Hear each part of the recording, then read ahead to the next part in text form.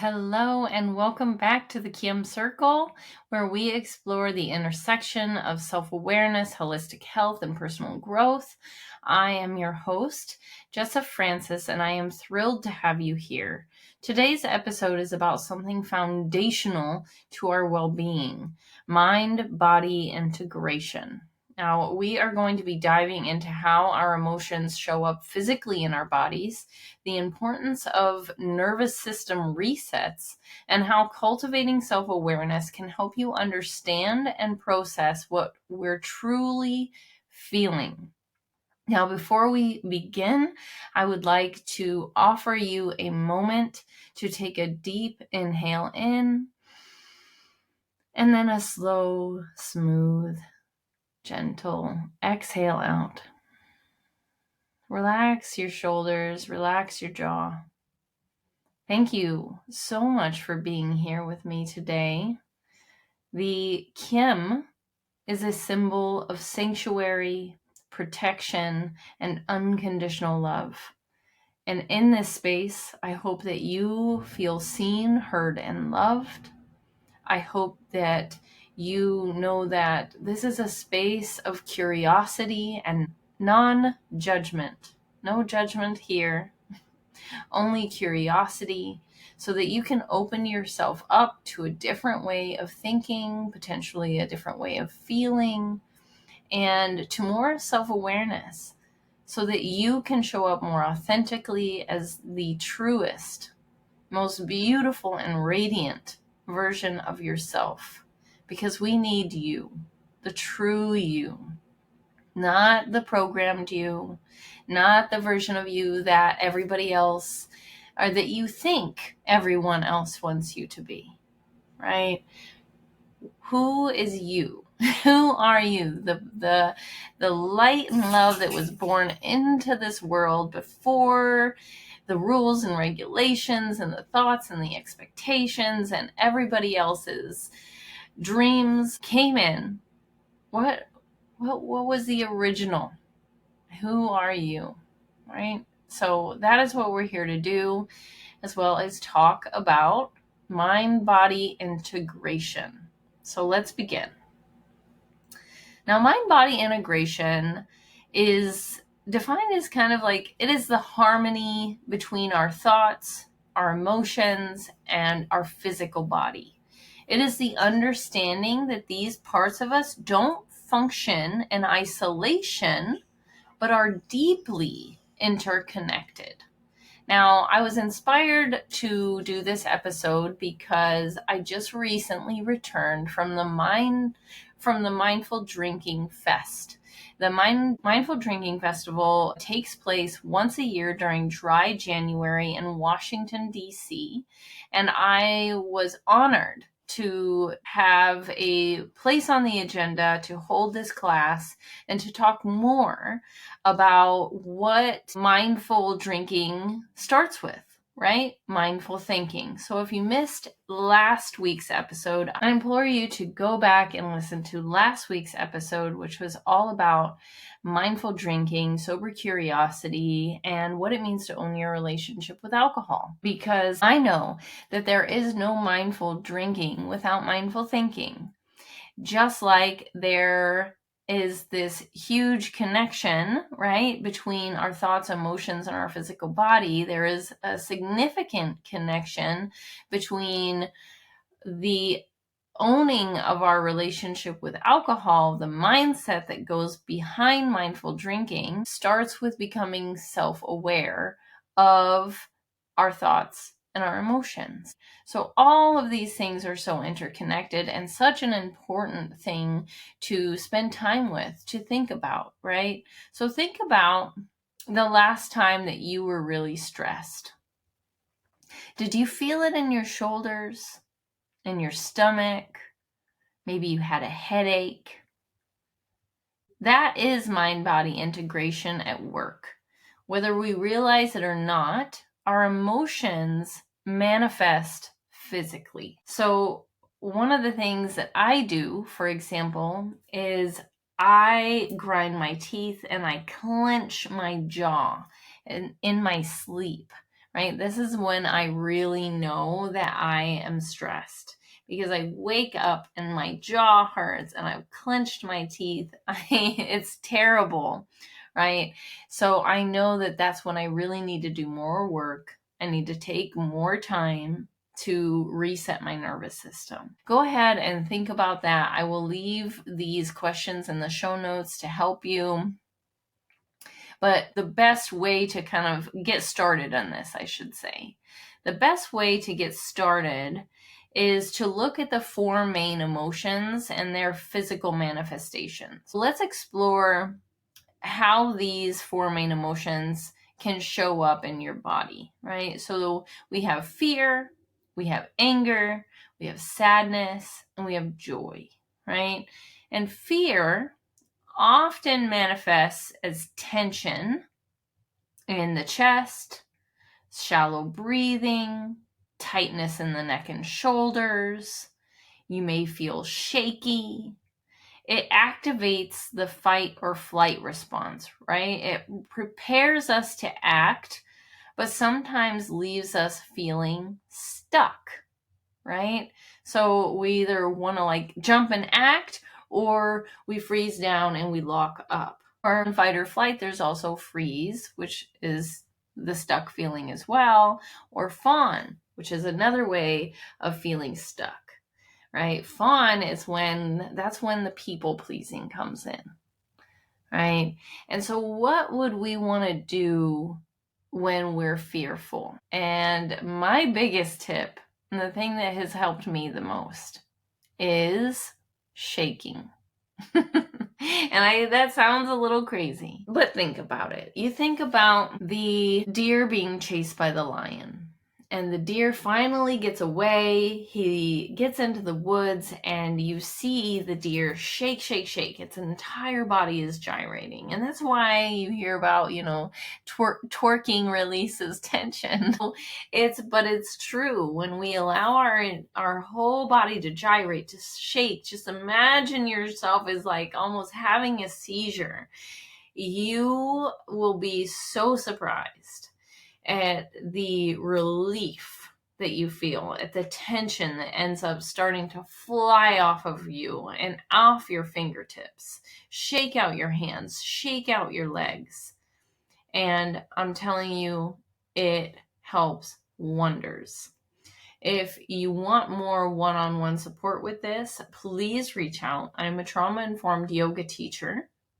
I have the Cam Circle membership, and we can dive all the way into this. If you're local here in Charleston, I'm getting ready to do work on a vibrational lounge bed where you actually lie on a bed that vibrates the body at different frequencies with the different sound frequencies in the background, and will take you through Yoga Nidra. And Yoga Nidra is a beautiful practice that is known as yogic sleep. And it can help with not just fear, but all of these different emotions and so much more. So if you're in the area, please let me know. Come join me and see how this can support you. And if you're not in the area, like I said, we have the online option of both the mindfulness membership and the full Kim Circle membership, or my one-on-one support with the memoir writing program. So beyond fear, let's then take a look at anger. Anger can show up as a flushed face. It can also show up as a clenched jaw or a tightness in your stomach. It's a powerful energy that, if suppressed, can lead to chronic issues, specifically things like high blood pressure, right? And what do we want to do when we're angry? We want to punch something. We want to clean vigorously. For a woman especially, that's, we're angry because we're cleaning. We want to go to the gym and lift heavy things, or those are the things that'll help, at least, right? Maybe going for a run. Different things that are going to actually physically move the anger out of our body. But first, what do we need to do with these? right? With these emotions, with fear, with anger, with joy, with sadness, what do we need to do? We need to witness them. We just need to recognize them, because we have all of these chaotic thoughts. What if we just like, okay, where are my thoughts? Where are my feelings? Where are my emotions living in my body? What do they need? What, you go to that part of yourself. What do you need? How can I be here for you? Right? Most of the time, these big emotions, they just want to be witnessed. They just want you to slow down and give them some compassion, right? This is a part of you that needs you. And that brings me around to sadness. Sadness often feels heavy, right? Like a weight in the chest, a lump in the throat, a hole in the heart, in the stomach. You know, that pain. You want to like hold your stomach and curl over. It's our body's way of signaling the need to release and let go most of the time. But what do we need to do? We need to breathe. We need to be with it. We need to cry. We need to allow ourselves to cry. We need to allow ourselves to hold ourselves. Maybe we need to dance with it. Maybe we need to put on music and sway. How can you physically move with these emotions in a healthier way other than screaming and getting angry at somebody and taking things out on everyone else? What can you do to support yourself, right? And then joy. Joy lights up the body. A relaxed face, an open chest, a sense of ease. What does joy feel like? How do you feel when you're joyful? You don't have aches and pains. It's an expansive energy. But it can be fleeting if we're not present to fully experience it. And that's one of the, saddest things is we don't allow ourselves to actually truly be with our joy. But joy is just one of these emotions. And these are the four main emotions. Joy isn't the most important one, right? We need to listen. Think about where you feel these emotions in your body. What physical sensations accompany your emotional experiences? And what positive way can you support them? Right? Maybe it's just sitting down with a journal. Maybe it's just hugging yourself. Maybe it's shaking and gyrating. Maybe it's going for the run. Maybe it's crying or dancing, right? But physically be with your emotions. And I promise you that you will experience magic when you do. So now that we're connected, now that we have connected emotions to the body, let's talk about the nervous system and why resets are essential, right? Our nervous system is like the control center of our body. It processes stress, it regulates emotions, it keeps us balanced. But when it's overworked, we can feel stuck in states of stress or emotional reactivity, right? And so we're always stressed, right? We are so stressed all the time. So many of us, because we are going and doing and trying to please everybody and get all the things done. We have to-do lists that are like Chinese scrolls that are just rolling out the door, and we don't know when we're ever going to get to the end of it. It'll still be there when we die. I feel that way sometimes. Like I'll never get to the end of it, right? And with that being said, think about what needs to be priority and let the rest go. But as we face this to-do list, as we face the stress, we need to understand that resetting the nervous system can help us return to a state of calm and balance. And that's what we really need in order to take on life with more joy, right? With more contentment. It's like hitting the reset button on your computer when it's running slow. So there are a few nervous system reset practices. There's diaphragmatic breathing, and I taught in my mind-body integration class the deep diaphragmatic breathing. I taught Kabbalah Balti, which is also known as shining skull breath. And it's just a constant detoxifying exhale out of the nose. And then I also taught Anulom Vilom, or alternative nostril breathing. You inhale through the left and then exhale through the right. Inhale through the right, exhale through the left. Inhale through the left, exhale through the right, and so on until you once again exhale through the left, always on the left. It is the lunar side, the feminine side, the nurturing side. You breathe in and out, and you just imagine the actual balancing that is happening in the mind and in the body as you breathe. So there's so many different amazing breath works. I practice the yogic practice of pranayama. It is another part and benefit of the Kim circle. There's also yoga nidra. There's nature walks. There's a few minutes of gentle stretching.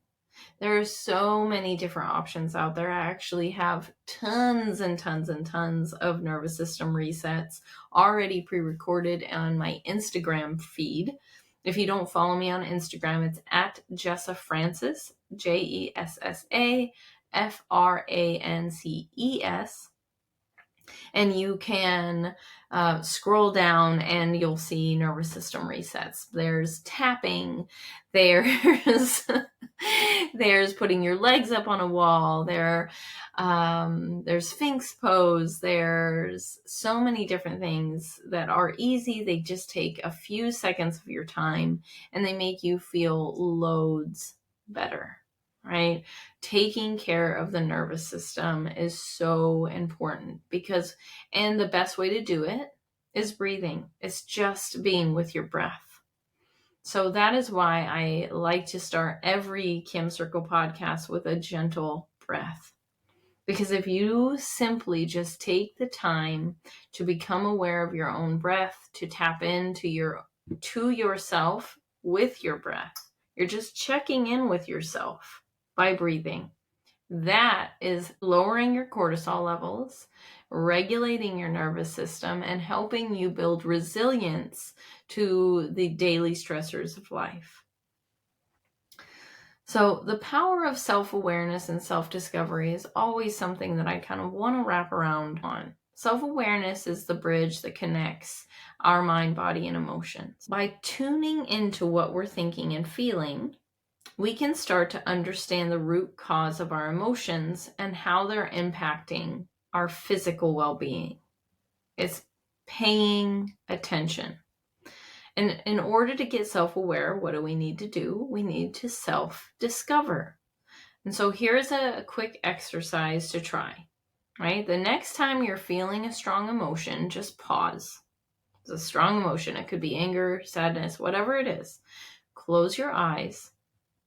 Take a deep breath and ask yourself, what am I thinking right now? Where do I feel this in my body? What is this emotion asking of me? And now I'm going to leave this in the show notes, but as always, I implore you to please join me in the mindfulness membership, the bare minimum, where you will get exercises like these, affirmations, journaling prompts, regularly, weekly updated. Now, emotions aren't just in our head.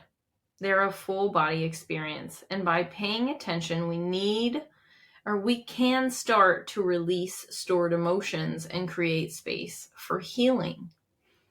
And if you want to go deeper into this work, I have a memoir writing program that is my signature program. It is my one-on-one guidance to help you better understand the truth of yourself. Your story is your roadmap. Your story is what will help break you free from that stuckness that you're feeling, from that stressed out, I don't know who I am and I don't know what I want feeling. If you just take a good long look and do the work of actually putting pen to paper and recognizing your story, you will have epiphany after epiphany and get really clear on what it is that you're meant to be and who it is that you're meant to be and how you are meant to really show up in this life so that you can feel more contentment and joy. Because this life is not going to all of a sudden just magically, you're not going to feel anger and sadness and fear. You're always going to feel those things, but you can build more resilience to them and you can feel more contentment as they come because you are on the right path that is aligned with your truth. You can stop the self-sabotage and you can start showing up for yourselves. So today we talked about mind-body integration and how it is about recognizing the deep connection between our thoughts, emotions, and our physical body. By understanding how our emotions manifest physically, practicing nervous system resets, and cultivating self-awareness, we can take meaningful steps towards greater well-being. This week, I would love to encourage you to try just one nervous system reset and pay close attention to your body when you're feeling strong emotions.